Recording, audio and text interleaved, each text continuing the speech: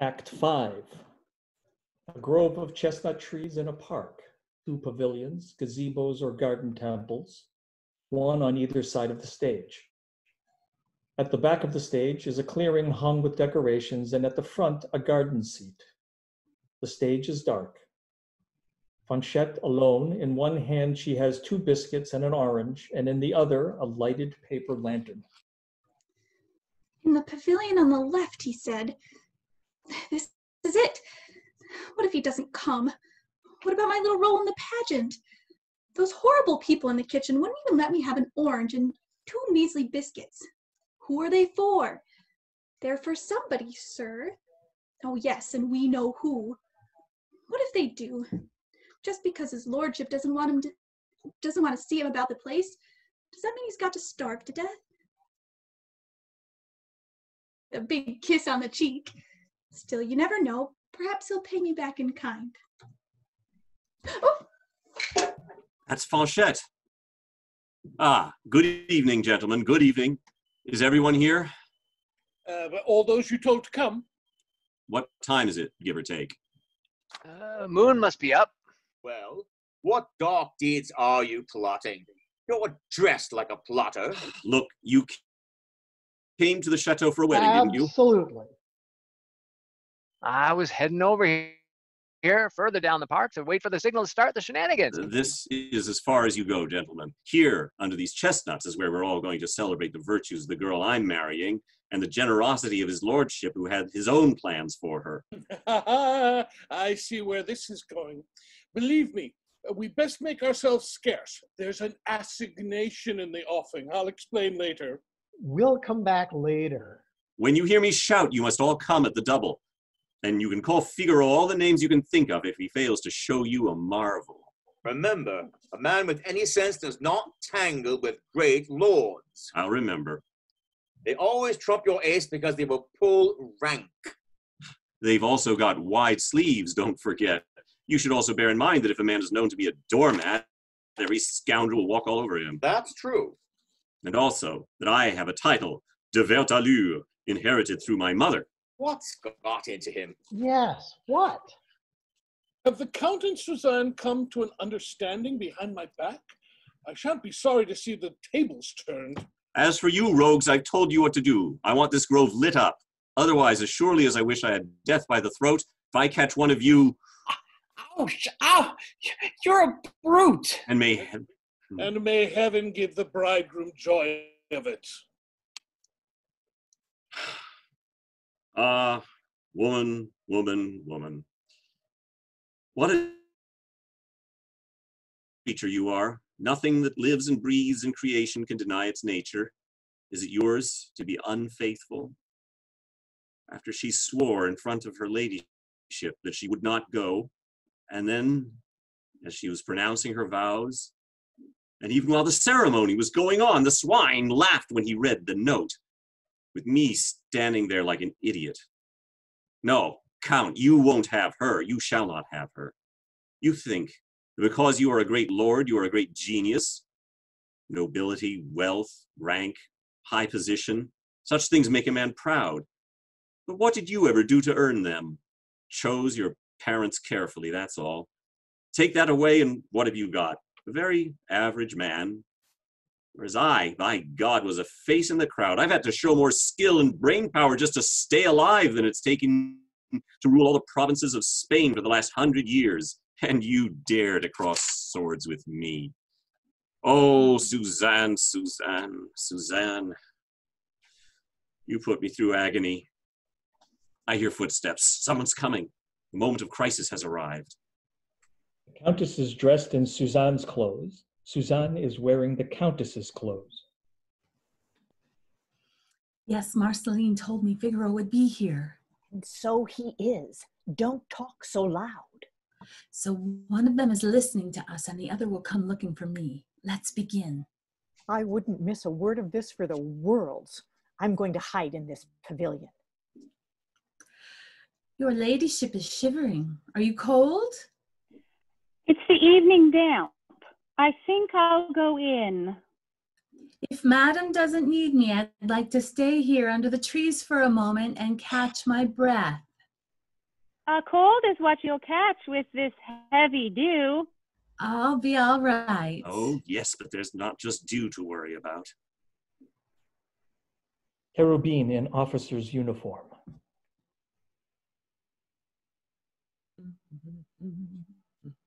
La la of godmother's gentleness. I can hear footsteps. Quick, back to my hideout where Fanchette. It's a woman. Oh heavens! Are my eyes? Into the dark. Are my eyes playing tricks? That headdress made of feathers. I can just pick it out in the gloom. I'd say it was Suzanne. What if the Count came? Yes, it is. It's that delightful girl they call Suzanne. There's no mistaking the softness of this hand, the way it trembles, but especially the beat of my heart. Go away. If it was pity that made you come to this part of the park where I've been hiding since this afternoon. Figaro will be here soon. Surely that's Suzanne. I'm not afraid of Figaro. Anyway, it's not him you're waiting for. Who is it then? He's with someone. His lordship, you sly boots. He asked you to meet him here this morning, and I was hiding behind the chair. It's that damn page again. And they say you shouldn't listen to other people's conversations. Why can't he keep his mouth shut? Please oblige me by going away. Not before I get my reward for obeying. No, you wouldn't. Would you? 20 kisses for you to start with, and then 100 from your beautiful mistress. You wouldn't dare. Oh, yes, I would. You take her place with his lordship, and I'll take his place with you. The only one that loses is Figaro. Oh, the swine! Bold as brass. Aha, the page is turned. Merciful heavens! Countess. The Count then steps between him and receives the kiss. A nice girl, and I nearly married her. It's his lordship. I'll just... You're not going to give me a second kiss. Try this. Ow! That was for the first one. There's not as much to be said for eavesdropping as I thought. Count to the Countess, whom he mistakes for Suzanne. I'll never understand that boy. He takes a hefty punch and then runs away laughing. He wouldn't be laughing if he'd been hit like that. Damn it all. Can't I go anywhere without... But let's not say any more about this nonsense. It would spoil my pleasure in finding you here in this grove. Were you expecting to? What, after your ingenious note? You're trembling. I got a fright. It wasn't to deny you a kiss that I intercepted the pages. That's a liberty. Has she no shame? How charming. Such skin, so soft, so silky. The Countess's hand isn't half as smooth to the touch. That's all you know. Her arms as firm, as shapely. Or her fingers as pretty and elegant and teasing. So, love? Ah, love is the tale of a heart in pleasure drives its story. It's pleasure which has brought me here to worship at your feet. Don't you love her anymore? I love her a great deal. But after 3 years, marriage becomes so respectable. What did you look for in her? What I find in you, my sweet. But what, exactly? I'm not sure. More variety, perhaps, and more spice in our life, a whiff of excitement.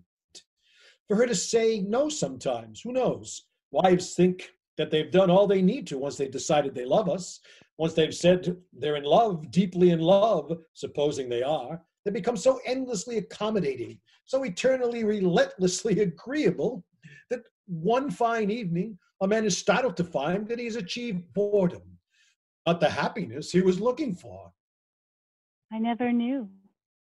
The fact is, Suzanne, I've often thought that if husbands look outside marriage for the pleasures which they don't find inside it, it's because wives don't think enough about how to keep our love alive, how to renew theirs, how to, renovate its pleasures by varying them. So wives must do it all? And husbands nothing? Should we try to change nature? Our function is to catch them. Theirs Theirs? is to keep us. People forget that. I won't. Nor me. Nor me. Nor me. There must be an echo here. Let's keep our voices down. There's no need to worry your pretty head about it. You're exciting and beautiful and made for love. With a touch of contrariness, you could be the most tantalizing creature in the world. Sweet Suzanne, a Castilian is always as good as his word. Here is agreed as the money to redeem the right I no longer have to the exquisite moment you promised to grant me. But since you have been so gracious about saying yes, I will add this diamond. Wear it for love of me. Suzanne accepts everything you offer. Can't get more brazen than that. Oh, how the money rolls in. So she can be bought. That's all to the good. I can see torches. It's the preparations for your wedding. Shall we slip into one of these pavilions until they've gone past? But there's no light. We won't need light. We shan't be doing much reading. She's going with him. I knew it. Who's that skulking there? I'm not skulking. I'm bursting in. It's Figaro. I'll follow you. She goes into the pavilion on the right as the Count disappears into the trees. Figaro tries to see what has happened to the Count and the Countess, whom he still thinks is Suzanne. I can't hear anything now. They'll have gone in, and I'm out here. There are lots of blundering husbands who pay spies to snoop and spend months worrying about a suspicion they can never prove. They should take a leaf out of my book. From the very start, I followed her around, kept my ears open, and always knew what was going on the moment it happened. That's the way. No doubts. You know where you stand. It's just as well I don't care. The fact that she's gone behind my back doesn't bother me, but I've got them at last. I'll make you pay for suspecting me. Who's there? Who's there? Someone who wishes to God he'd been strangled at birth. Why, it's Figaro. Your ladyship. Keep your voice down. Madam, you've come at just the right time, thank God. Where do you think his lordship is at this moment? Why should I care about that ungrateful man? And Suzanne, my bride-to-be, where do you think she is? I said keep your voice down. Suzanne, who I thought so pure, who seemed so good and demure, the pair of them are in there. I'm going to rouse them. Don't rouse anybody. It's Suzanne. God damn. You seem very tense. The sly minx, she's playing games with me. Figaro, we can't let them get away with it. Are you really sure, serious about that? I'd be letting my whole sex down if I weren't. But men have many ways of getting even. No one here is extra to requirements. Women's ways are much more effective. Oh, I could slap his face. It would be a laugh if just before the wedding. But what kind of revenge would it be if there were no love to give it point? There might be no visible sign of love, but believe me, it lives and breathes beneath this facade of respect. So if you really meant that, but it could have been put more eloquently. Oh, your ladyship, I worship the ground beneath your feet. Think of this moment, this place, these circumstances, and let your resentment add the polish so wanting to my poor words. My hand is itching. My heart is racing. But, sir, you have reflected. Hey, yes, madam, I have. That anger and love. Time and tide, wait for no man. Your hand, madam. As she slaps his face. Take it. Oh, demonio! What a wallop! Call that a wallop? Then try this one on for size. Ah! What's going on? Hell's teeth! What do you think I am, a gong? I'll give you a gong. It's me, Suzanne. This is for being suspicious. Ah. And this is for wanting to get your own back. Ow. For your infidelities, your ruses, your insults, your scheming. Isn't that what they call love? That's what they called it earlier on. Santa Barbara, yes, it's love. It's wonderful. It's marvelous. Figaro's the happiest man in the world. Wallop away, my sweet, as hard as you like. But when you've turned me all black and blue all over, Suzanne, spare a kindly glance for the most fortunate mortal ever walloped by a woman. Most fortunate mortal, you two-faced hyena. Not fortunate enough to stop you from trying it on with her ladyship, which you did with such a cheeky, sneaky words that I forgot I wasn't me. I weakened, yes, but at the time I was her. You don't really think I was fooled. I recognized your angel voice. You knew it was me? Oh, I'll make you pay for that. You lay it on thick with the wallops, but you still have it in for me. How like a woman. But tell me, what lucky star must I thank for finding you here when I thought you were with him?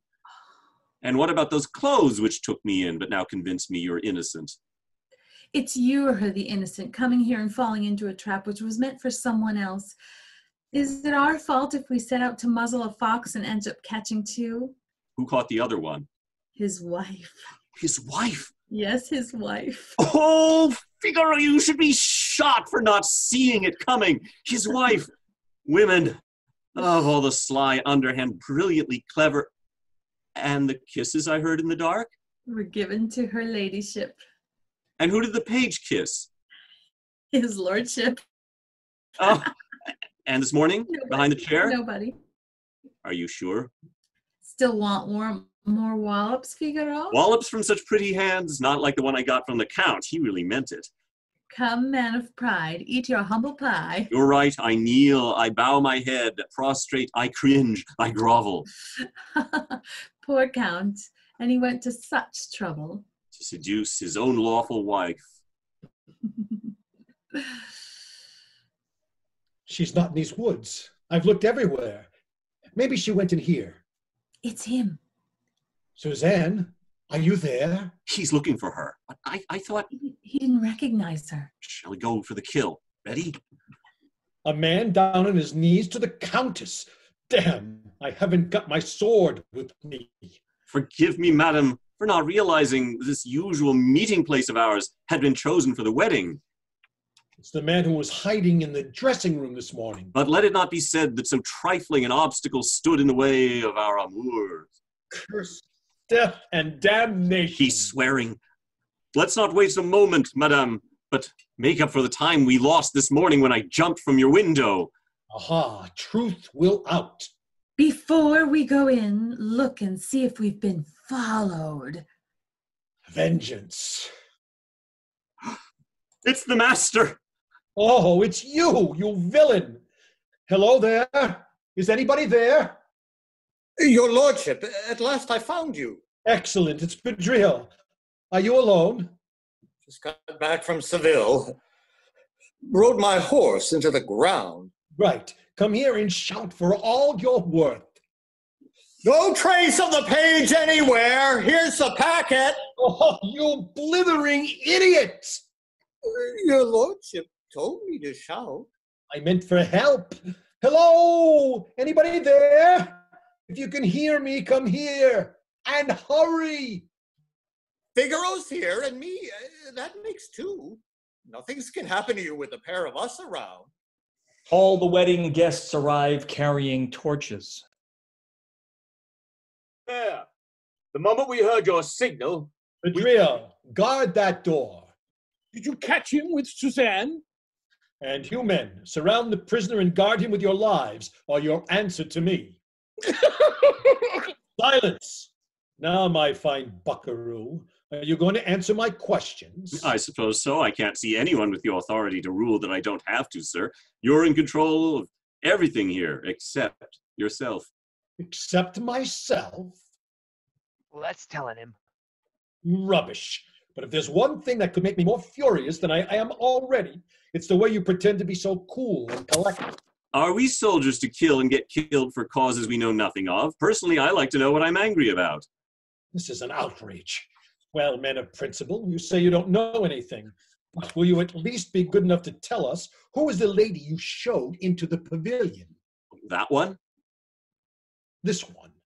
Well, that's quite different. A young lady who honors we with her most particular friendship. Aha! You heard him, gentlemen? We heard. And does this young lady have any other friendships you know of? I know a noble lord who was taken with her for a time, but either he lost interest in her or she likes me better than a man of more substance. But she has now swung in my favor. Favor? At least he's candid. For what he has just admitted, gentlemen, I assure you, I myself have heard from his accomplice in person. His accomplice? Since the dishonor is public, so must my vengeance be also. 'Tis only right. So which man took the other one's wife? Nobody's had that pleasure. It's no use struggling. You are lost, madam. Your honor has come. We must be thankful that so hateful a union was not blessed with issue. Cherubin! My page? It's that damn page again. What were you doing in that pavilion? Keeping out of your way like you told me? Hardly seems worth killing a horse for. Antonio, go and bring out that unworthy creature who has dishonored me so, that she may face her judge. Is it her ladyship you're looking for in there? You done similar often enough around here yourself in the past. Inside. You'll observe, gentlemen, that the page was not alone. My fate would have been too hard to bear if its better sting had...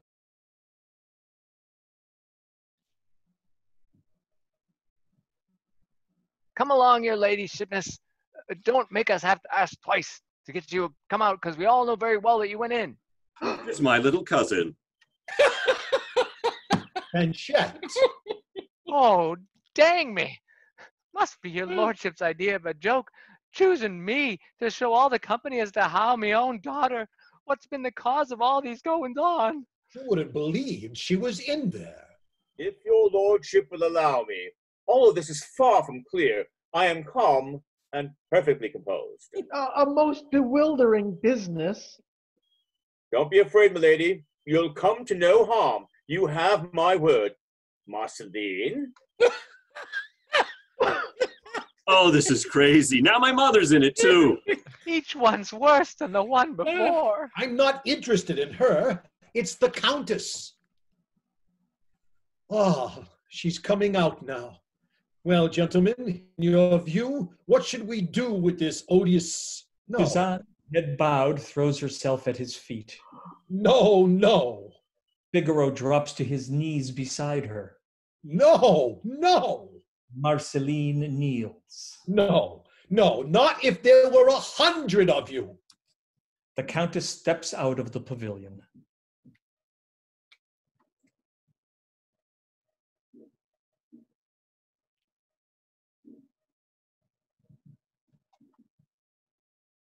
Good Lord, it's her ladyship.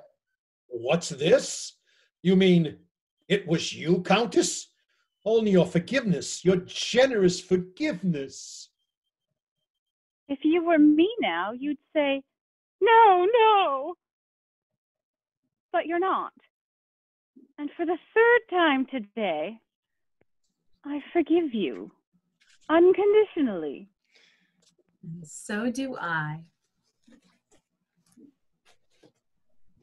And so do I. So do I. It's that echo again.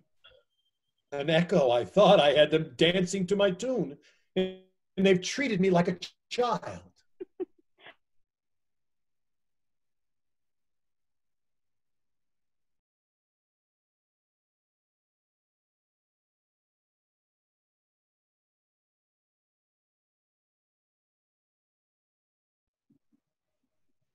Everyone shall receive their due.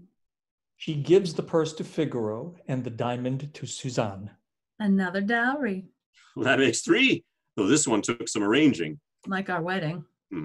What about the bride's wedding garter then? Who's going to get it? Me? Anyone who wants it is going to have to fight me for it. For someone who's so sensitive, what did you think was so funny about having your jaw punched a while back? Me, Colonel? Punched? It was on my jaw he got punched. That's how our betters handle justice. Your jaw? What do you say to that, my dear? Oh, yes, my dear. For the rest of my life. And nothing can alter that. I swear. What about you, Brid'Oison? What do you make of it all now? Oh, all I've seen, your lordship. Well, from my point of view, I don't know what to make of it. That's my point of view. Spoken like Like Solomon. Solomon. I was poor and people looked down on me. I showed some brains and people hated me. Now with a pretty wife and money, people will rush to be your friend. They will? I know them. Wife and wealth apart, I should be truly honored and very happy if you would.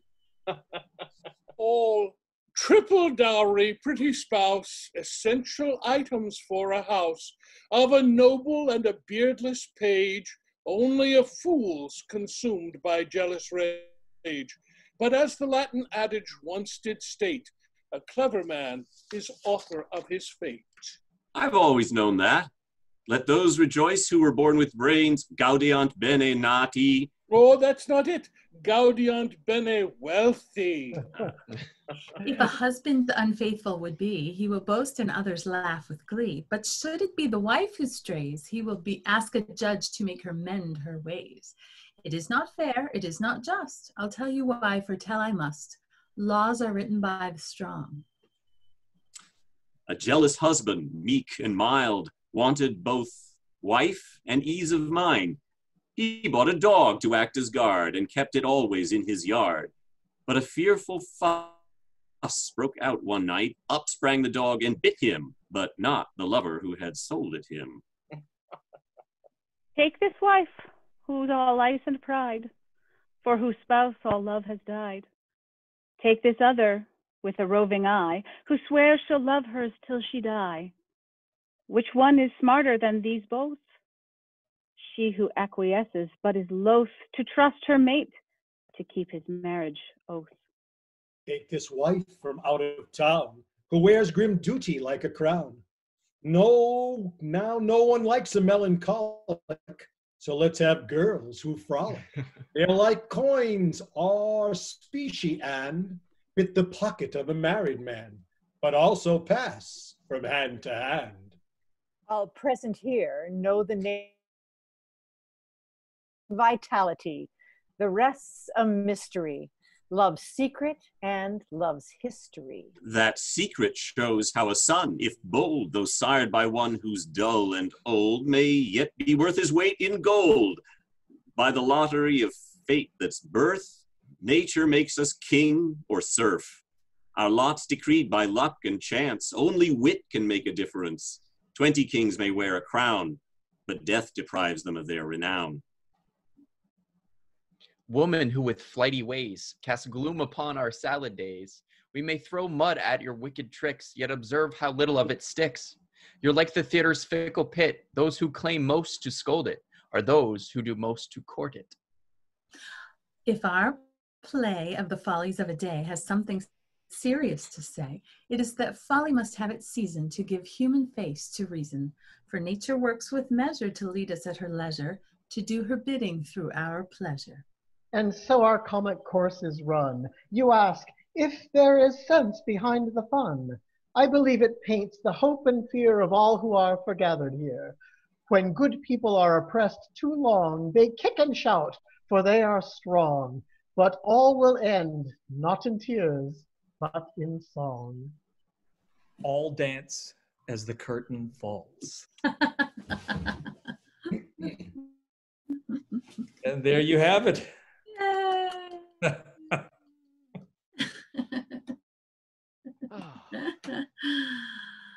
Don't you feel like we should all take a bow? Ow.